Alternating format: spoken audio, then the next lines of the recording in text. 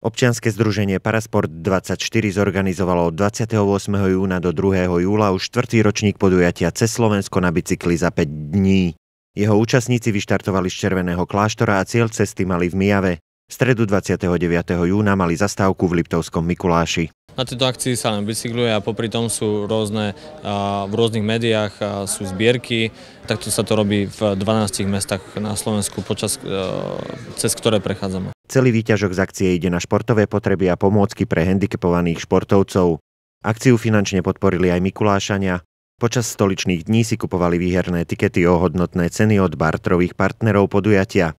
Výnos toho bol nejakých 250 €, tak aspoň na nejakú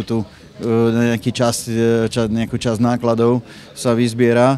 A každopádne som rád, že sa tu dievčatá a chlapci zastavili, pretože patrí to dneska, si myslím, aj k obrazu našeho mesta, že ak môžeme, tak pomôžeme. A pomáhajú aj známe tváre z televíznych obrazoviek. Vďaka nim sa darí dosiahnuť lepšiu propagáciu v médiách a tým aj väčší výnos zo zbierok počas akcie. Ja som prvýkrát bola na tomto cyklotripe charitatívnom minulý rok a tak ma to strašne chytilo za srdce, jednak preto, že celá tá charita má úžasnú myšlienku.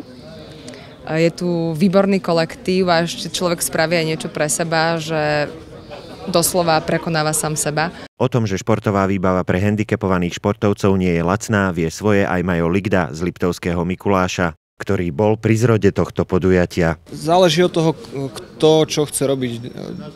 Napríklad dajú sa niektoré veci prispôsobiť, ale nie je to dostatočné práve na ten šport, takže keď si to zoberieme, tak adekvátne pomôcky, či už tieto handbajky, monolíže alebo kajaky, to všetko stojí od tých 1500–3000 € smerom hore.